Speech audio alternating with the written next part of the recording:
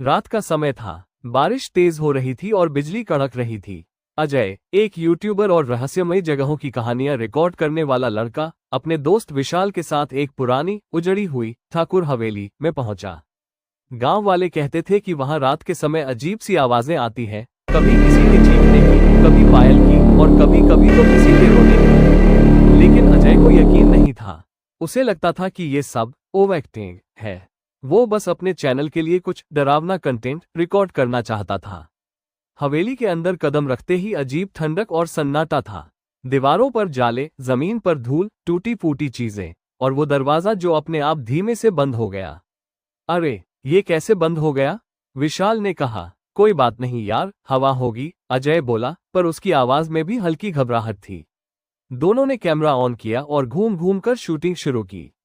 तभी दूसरी मंजिल से किसी लड़की के हंसने की आवाज आई, धीमी, डरावनी हंसी। कौन है वहां? अजय चिल्लाया। जवाब नहीं आया। वो दोनों सीढ़ियों से ऊपर गए तो देखा एक कमरा आधा खुला है। जैसे ही उन्होंने उसे खोला, वहां एक पुराना आईना पड़ा था। आईने में उन्हें एक सफेद साड़ी में लड़की दिखी, लेकिन जब पीछे मुड़े, कोई नहीं था। अचानक दरवाजा बंद हो गया। कमरे में सिर्फ एक अलमारी थी। उसे खोला तो वहां एक पुरानी डायरी मिली। डायरी में लिखा था, ग्रेटर दैन, मेरा नाम राधिका था। ठाकुर ने मुझे धोखा दिया। मेरी आत्मा अब भी इस हवेली में कैद है। जो भी यहाँ आता है, मैं उसे अपने जैसे अकेला कर देती हूँ। अजय और विशाल समझ गए कि ये सिर्फ अफवाह नहीं थी। दोनों ने तुरंत वहां से भागने की कोशिश की, लेकिन हवेली का दरवाजा अब खुल नहीं रहा था। एक एक कर लाइटें बंद होने लगीं, और फिर वही लड़की, अब उनके सामने, खून से सनी आंखें, बिखरे बाल और गले में रस्सी। तुमने मुझे क्यों जगाया? उसने पूछा। अजय बेहोश हो गया। जब अजय की आंख खुली तो वो अस्पताल में था।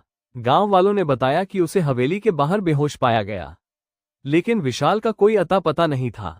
पुलिस ने हवेली छानी, मगर अंदर कोई इंसान नहीं मिला, ना लड़की, ना विशाल।